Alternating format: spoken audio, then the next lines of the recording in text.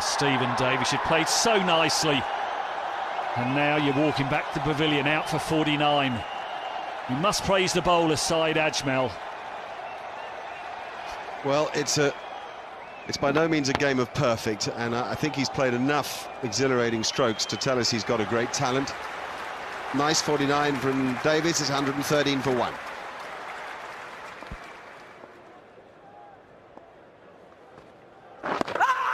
Oh, that's a big shout, big shout. But umpire Doctorow saying not out. Shahid Afridi as captain, following through halfway down a pitch. He can't believe it. Hawkeye suggesting that on another day an umpire might have gone with them, but that is only just glancing the top right-hand corner of the set of stumps. Oh, it works for Afridi. Yep, that's his battle. It's not Trott's. It's Pakistan's moment. They're back in it big time. They certainly are. Jonathan Trott, who just got a bit stuck, really. He does have trouble getting the ball away early in his innings. And that one just slid in down the slope. So Trott out for just 4. England now 125 for 2.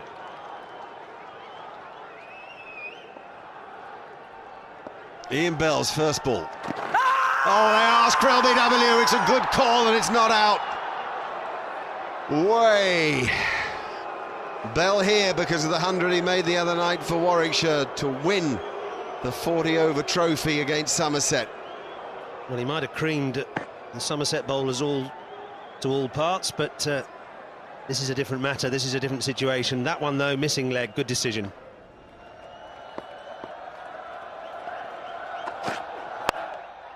Out, good catch. Now Strauss has gone.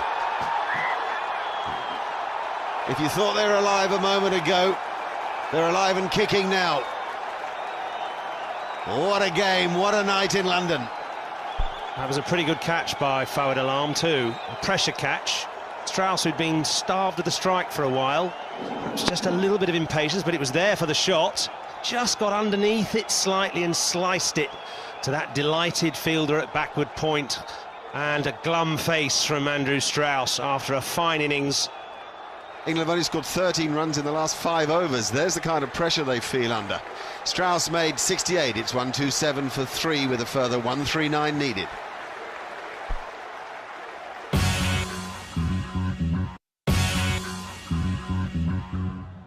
It's the first time that international night cricket has come to Lords, and it's a glorious evening for it as well. England needing a further 139 to win this 4th NatWest One Day International. The rate 5.7 and over, and they've just lost a couple of key wickets. It's very tense here at headquarters.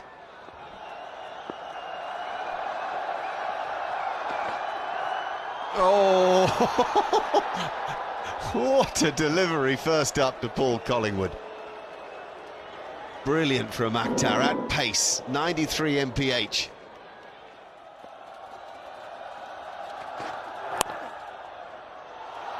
Oh, great stop. It's what happens when these games of cricket sway in momentum. You suddenly find people doing things they wouldn't otherwise dream of.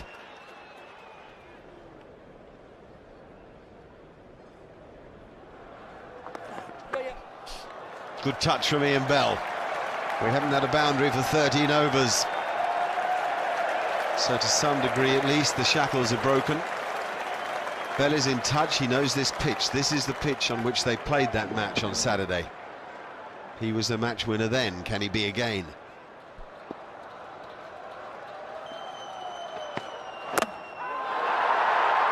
That's out. And that's Umar Gul again, repeating what he did at the Oval. Fantastic fast bowling with the old ball, and just too quick and too straight for Paul Collingwood, who looked completely at sea. He never found any rhythm at all, Collingwood. He missed the last game through illness. He's had a pretty tough summer.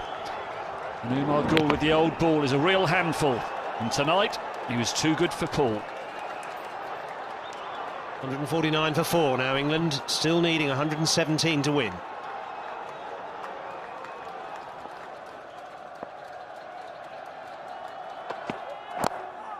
That's 4 runs.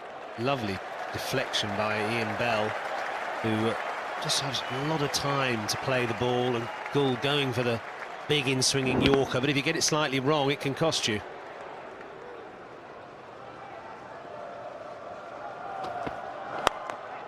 Oh, he's crashed that through the offside, Eoin Morgan. Is this to be his night?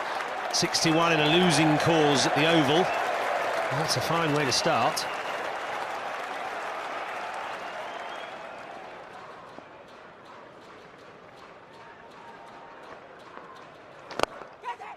Oh, is that going to be the crucial drop? Difficult to the captain, Shahid Afridi, but a catch he should have taken. Eoin Morgan, such a dangerous player for England, a renowned match winner.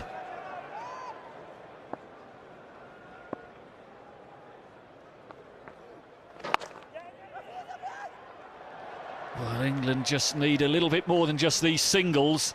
It's 169 for 4. The rate has crept up to just over 7.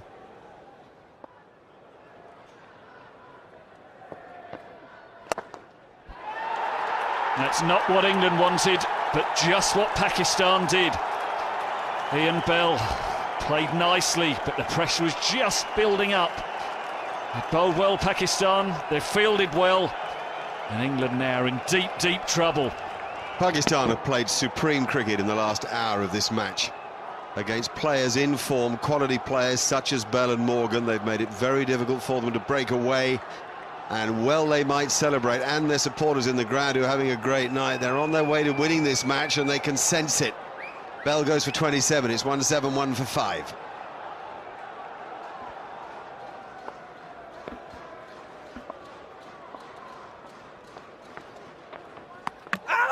Some side spin and an appeal for a stumping that Richard Kettleborough will ask for assistance with. Pakistan have got very little to go sideways. The amount of overspin on the ball has been spectacular. The ball hitting the splice from the spinners, and that's why it's so hard to score.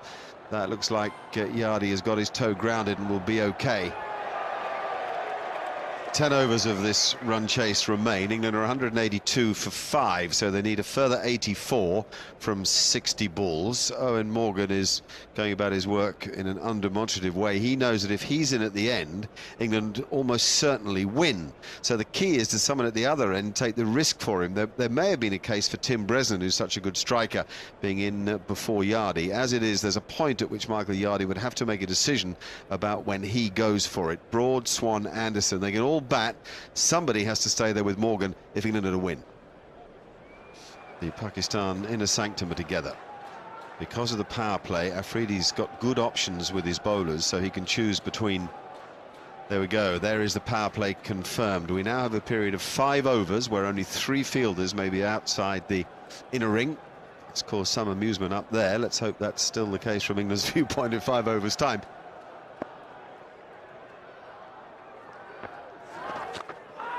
Well, he'll give Morgan some credit for being brave enough to try it under a bit of pressure. It's his stroke.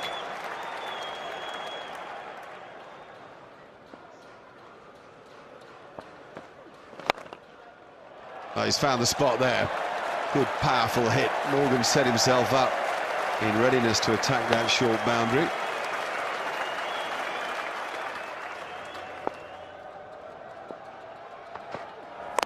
No, he got him. Shoaib Akhtar is the man. And doesn't he love it? Back into the attack. Hasn't been strong in his second and third spells throughout this series, but he does the job for Shahid Afridi here. Excellent bowling from Shoaib Akhtar. Change angle, came around the wicket, crowded out Michael Yardy. Yardy trying to run the ball down to third man where there was no fielder. All he could do was get an inside edge onto his leg stump. Pakistan are dreaming of winning this game. England are now 197 for 6.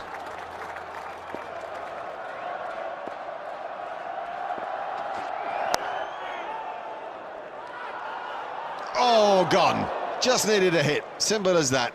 Bresnan stranded. He had no idea where that ball had gone.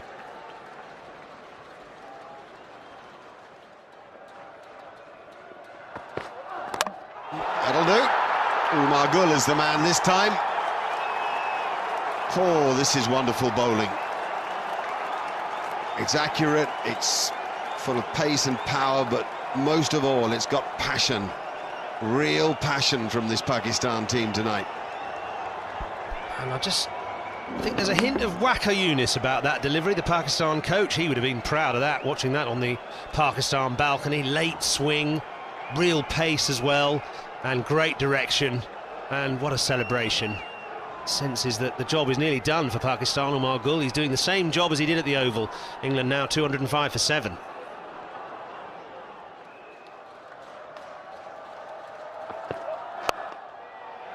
Oh, dropped it. A sprawling half chance that Afridi nearly pulled off. Graham Swann lucky. It's the sort of thing that on another day Afridi will pull off. He's dropped 2 tonight, most unlike him. It's funny how the ball's followed him. He's obviously got a problem with his right hand. He's been ringing it quite a bit, and it's just gone into it and out.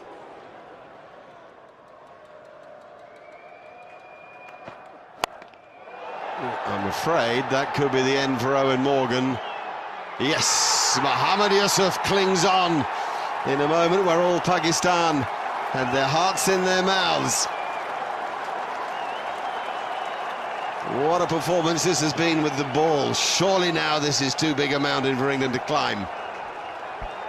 Well, a strange dismissal really from Morgan as well. It was a full toss from Shoaib Akhtar. He was trying to hit it out of the park and he just got it high up the bat. Sometimes a full tosses are pretty hard to deal with. It was a good catch by Mohammad Yusuf in the end, the older statesman in the Pakistan team, and well, they're pretty pleased about that, I think. Disappointment for Morgan, but in the end he just sort of ran out of support. 28 for him, 211 for 8. England still need 55.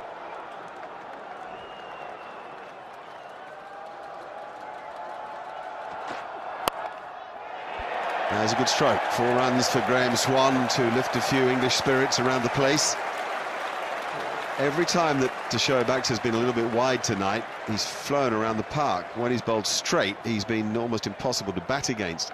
He seems to be battling a bit with the side strain. Clever, slower, clever, too good. What a cricketer Umar Gul is under pressure in one-day cricket. He won him the game at the Oval, and with Shoaib Akhtar he's doing the same here tonight. In fact, he won Pakistan the World 2020 title in 2009 as well, with bowling of this quality. When you're facing a 90-mile-an-hour Yorker and then you get one of 75, you're through your shot too early.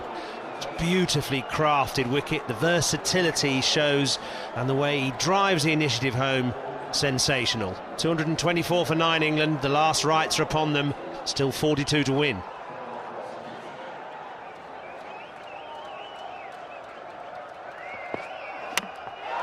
Pakistan win, and they win well, and they couldn't be happier. These are difficult days for the game, and these cricketers are at the centre of everybody's attention. But they've defied the odds, they've won back-to-back, they've levelled the series. They've been led imaginatively by Shahid Afridi, and Umar Gul has been brilliant for them at the death. Fantastic scenes here. It's been a beautiful evening. The match has had a little bit of everything, not least a brilliant defence of a total of 265, set up by that extraordinary onslaught at the end from